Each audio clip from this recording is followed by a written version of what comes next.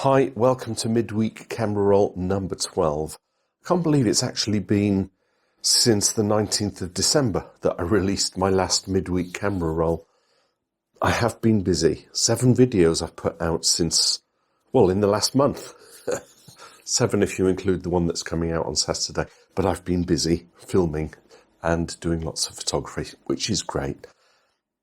That's for the vlogging. In terms of just going out with the camera, not so much. I do have 30 images that I'd like to walk through, maybe 31. One of them isn't mine, but I'll get into that in a minute. So potentially a short midweek camera roll, but that's fine. We can work with that, can't we? Let's have a look, and I'll talk you through my thought processes. So the pictures that I want to walk through relate to the following. I've been out and about in the frost, and you've seen a couple of videos of that, I hope. I've got some more bird photography because I've been pointing the camera out the window. And then I went out with some friends, actually just this weekend gone, to Goodnestone. I've done one of my, the 7-day photography challenge thing that I did. The first video was at Goodnestone, which is a nice little village in Kent. So we went for a walk, and I got a couple of shots while we were there. We then went to Kersney Abbey, and it was getting dark. So I got a couple of shots, not bird photography shots. So before we go and do all of that, the first picture relates to the sunsets that I get. Now, because my window and office is south-facing, I get some glorious sunsets, especially this time of year, because by 4:30, it's all gone dark. So I got this shot. It's a 2 or 3 shot pano. It's more to do with just the fact that it's the silhouetted trees, although I have done a little post-processing to bring out the highlights of the grass in the foreground. But yeah, just a splendorous sunset. So then we had some frost, some real hard frost, and I walked out mostly to the garden to take some photographs. So this is the ivy that's growing on the gate post.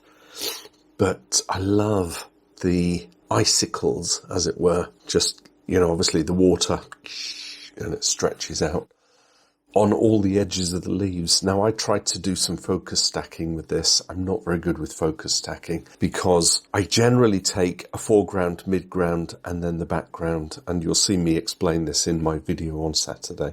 But I never seem to get all of it in focus. So I've got the foreground and the background, but the middle layer is not focused. I'm going to have to practice that, but nonetheless, quite a nice shot. A grass shot. It's not so much that I want to photograph the grass, it's just all the icicles and these, well, the ice, isn't it? It's the frost. I thought, yeah, that kind of just, I can see it all over. Again, looking out my window where I've got the little wire fence. Isn't that amazing how nature works? And I wonder if, like a snowflake, no 2 snowflakes are identical. Perhaps each one of these little strands of ice is unique and different. Lines and verticals and horizontals. I like it. This is my winter post. I should put it on Facebook or Instagram. Please like my winter post. Again, it's just capturing all the ice, and there's hints of light shining through there.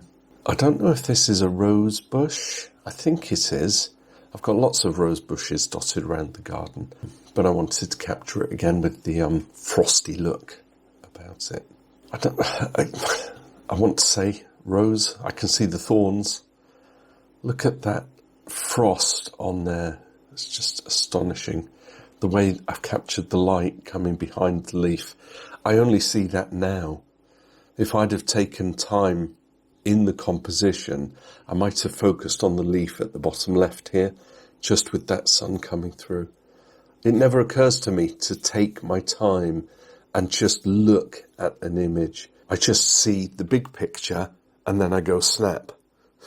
And I should think, okay, that's the big picture, but what about the other elements in the composition? See that video I did up here? And some kind of bud. Yeah, kind of works. I've got a huge pine tree out the back of the garden there, and it has acorns and things like that. Are they acorns? Do you get acorns? Pine cones. You can see one growing at the edge of this leaf. But all the little pines coming out. Not bad for focal range as well. Most of it is in focus. I like that, and I like the blue behind. And this is the tree that I just took that picture of. Now I've got a little bit of lens flare in there. Probably I shouldn't have so many filters on my camera. I usually have my UV filter and my polarizer. The UV only to protect the lens in case I scratch it. But I've always loved the polarizer. Just a little turn of that filter and it changes the whole scene. But perhaps because I've got those two filters and there might be a particle of dust, I should look after my kit. I really should. That's probably why I'm not a professional photographer, right? But I've got the morning mist coming down on the right hand side there, and it's kind of giving me shafts of light as well as the shadows. So let's look at my bird photography. I will set this up properly in due course, but for now I have still been pointing out the window. I've got the bird feeder. So I've got a series of bird shots, mostly these robins. So this is the first one. He's sitting on the bird feeder, and just pecking away. And it's almost as if, and these birds are really flighty. So, I've got high speed and I'm using auto ISO and I'm opening the aperture f4.5, whatever it may be. And whatever shot I take, they're doing this, that and the other, up, down, up, down. But I caught him just looking right at me. Not that he was doing it for a long time, just a fortunate shot. I think this one's blurred, but I'm going to include it anyway. Little blue tit sitting on the post. It's very difficult. I focused on the post and locked the focus in. But even just that fraction of a couple of centimetres from the edge of the post that's in focus, the bird becomes blurred. So I'm thinking, and drop me a comment here, I'm trying to do a wide aperture to get that shallow depth of field. But should I bring it in? Do you think I should be doing f11? Because it'll still give me a blurred background, but it might actually allow me to have the bird in focus. So that Robin had hopped to the other bird feeder. I think that's normally a water thing. You put water in so they can have a drink and a bath. Quite clear on the eyes. I'm liking that. I think we have to focus in on the eyes, don't we, for the birds? He jumped onto the post. I seem to have got him in focus, actually. So that's not bad. And there he is sitting on the post as well. Or maybe that's a different one because he's a bit chunky, unless he's puffed himself out. I'm liking this bird photography. I might actually do a video and dedicate it on it. Dedicate the whole subject. So then he moved over to the bush. I say I only seem to get one robin. And I've not seen a pair of robins at all. But I got the blue sky coming through on the water droplets. So that's given me a nice kind of, what would you call it? I'm thinking of a word. It's kind of like a juxtaposition. It's the opposite of. So where it's all browns and pinks and reds in the background, you've got these little flecks of blue. And then the bird just sitting there. I've got this thing, I think I saw it on a video, where if you're taking bird photography, try and keep the bird in the right-hand third if he's looking that way, or in the left-hand third if he's looking that way. So don't put the bird smack in the middle. This is kind of not in the middle. You see what I'm saying? So that it gives the viewer's eye, who's looking at it, the open space on the side that the bird is looking at. So I'm trying to do some composition here. Yeah, look at that. Now I have put this through AI, denoise, Topaz AI, and I think it's softened the bird's feathers. So actually now it's looking a little more blurred than it ought to be. But it's exciting stuff. I enjoy doing this. Now that's a more clearer one of the blue tit sitting on the bramble bush. Got an itchy eye. Yeah, quite nice, quite nice. And here's the robin taking some of the lard ball, and I actually caught him in flight. And isn't it funny how when they're flying, they don't look like fluff balls. It looks like a really long bird. He was actually fluttering right in front. So as he's pecking it, rather than grab hold of it and then peck, he just kept hovering and fluttering his wings. Interesting. Then I walked out on Sunday with my friends to Gunstone, and it really just is a case of, if you see anything nice, take the picture. I caught quite a few lovely images, and then in transferring the files, they corrupted. How does that happen? I don't often get corrupted files. So anyway, here's the first shot. It's a winter scene. I've got a couple of people in the top right coming down a footpath, and just a collection or a copse of trees in the middle of a field. The sun is to my right, is casting a shadow down. There's still some frost on the left-hand side of the image. So I've got quite a few things to see, other than a boring tree shot. And as we walked around the serpentine walk, I saw this cottage. I thought, that's so atypical English scene, isn't it? A little country cottage in the middle of the countryside. I liked it.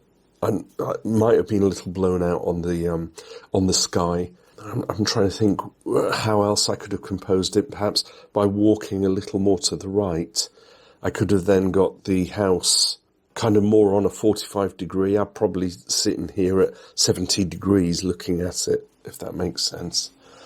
And maybe put the house more at an angle. Again, just walking, taking shots. That's what I do. And I should spend more time thinking about the composition. But actually, when you're out walking with your friends, it's not about photography. It's all about catching up, isn't it? And not only having a lovely walk, but I do like to take the camera with me, just in case. As we walked down some of the lanes, house after house after house had a fire burning inside. I was looking up. I thought, I love that. Just the smoke coming out of the chimney. I well could have pulled back and just had the house itself with a tiny chimney, but I wanted to crop in and capture that. Walking back to the car, all this algae or moss growing on the roof. I thought, yes, turn the camera a little, get some angle going. The wrong depth of field again. The middle section is focused, foreground and background is blurred. Thinking back, and I always do this, I should have closed down that aperture, shouldn't I? And just get everything in focus. But then saying that, maybe if you do it in auto mode, it would still give you a wide aperture, wouldn't it? So we left Gunstone and we drove to Kersney Abbey because it was still kind of early. It was about 3:30ish. Sun goes down at 4:10 because the winter's slowly drawing to a close. So I took this shot. This is the first one of my Kersney Abbey thing. And this is interesting because this is where I'm out with my friends James and Zosha, and we're walking around. He's a budding amateur photographer, and he's got a really acute eye for seeing things. And unlike me, he will actually sit there and do composing and seeing. But he sees things that I don't see, and I see things he doesn't see. So this is a good thing about going out with other photographers. You can actually bounce off one another, can't you? And share your interest, but actually share knowledge and a composer's eye. Composers? You know, the one who makes the composition. So this is the old, what would it be? The water power mill that used to be in Kersney Abbey. Pump house, that's what I'm thinking, pump house. And they've turned it into a little restaurant and cafe. But I caught the moon. It was almost a full moon just at the top of that. Just looking up, I thought, yeah, that looks all right. As we're walking down past the pond, I saw this tree. I've got 2 shots of this tree. It's practically vertical with the water. I thought, how does it survive? How is it managing not to fall over? It's a big chunky tree, but you can see all the frost on the trunk. I thought, that's quite nice. This is it from another angle. Nature has a way, doesn't it? I like this kind of stuff. And so that's why I took the shot. Quite clear. We then walked over the little river, and I spied this kind of brick wall. It's kind of blurred, but I'm still going to include it here anyway. There's a fallen tree in the river. You could almost be tempted to walk across that. I've got this vision of Robin Hood and Little John, you know, with the big sticks. You shall not pass without paying a toll. But the water's kind of clear, and you've got all these objects in the water, bit of light reflection. So looking straight down from the river, you've got the little weir, and it's flowing through, a little bit of slow shutter speed to capture the water going in. I'm confused about all the masonry. So has that been strategically placed by the park people to make it look like there's been a crumbling ruin and it's just sitting in the water? It's really strange. You know, I like putting man-made objects in my images, or the human element. This is purposefully placed human element, I think. Nice. I'm going to include this. It's looking a bit blurred on my screen, but that's the pump house. It's now empty. All the chairs are up on the tables. They've cleaned the floor. They've left the lights on, and it's reflecting in the lake in the foreground. A little bit of the Kentish hillside in the background as well. Dusk shot. I like dusk shots. The Photo Creative Challenge this month on Facebook, if you're a member, is night lights. So I think I've got till the end of the month to take a night shot. And I'm thinking the town, street lights, shadows, all that kind of stuff. I've done 101 videos on that. Just walking along I was taking that shot of the pump house, and then the reflection of the moon in the river as it was flowing through. I thought, that's nice. You know, Mike Oldfield suddenly comes to mind with a song. Or is it Cat Stevens? It's Cat Stevens, isn't it? And Mike Oldfield is Moon Shadow? But I know Cat Stevens about I've been followed by a moon shadow. A moon shadow? A moon shadow. Okay, talking about my friend James, he took this picture. And I said, hey, James, can I put that on my vlog so that I can talk about how different people see different things? So I'd walked on with his wife. We're all old friends. We've known each other for years and years, and we're just chatting away. And by the time we get probably about 200, 300 meters beyond where we had originally been, where he took this picture, we stopped to look, and he's nowhere in sight. So in the 5 minutes it's taken us to walk and chat, he's been stood there, getting his composition and deciding how to place the moon in this old tree trunk ruin with its shadows and stuff.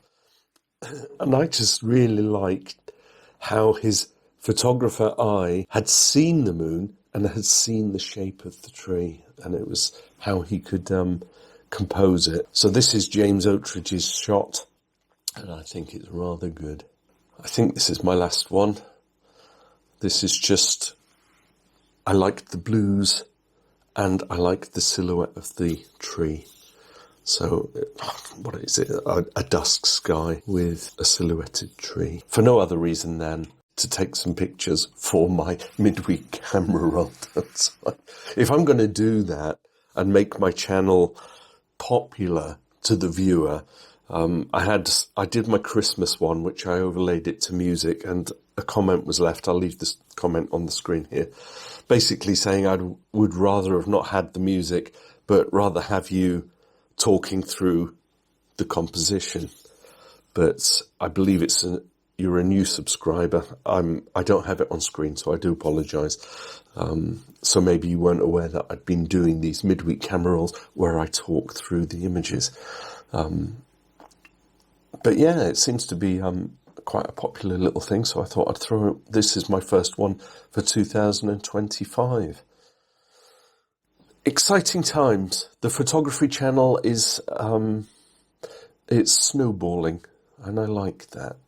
So I will keep doing it. I've got a video coming out this Saturday, frosty morning photography, based on some of those images that you've seen in today's vlog. So watch out for that. I will leave it on screen now, because if you're watching this after the event, then you can just click that link. Otherwise, it'll come out on Saturday. Okay, that was midweek camera roll number 12. Thank you for watching. Drop me a comment. Let me know how I should better my compositions. What are your thoughts? If there was like, oh, on image number 5, if only you'd just done this, that and the other. And I'm open to that, because it helps me to visualize things by seeing an image through other people's eyes. There you go. Thanks very much. See you in the next one. Bye for now.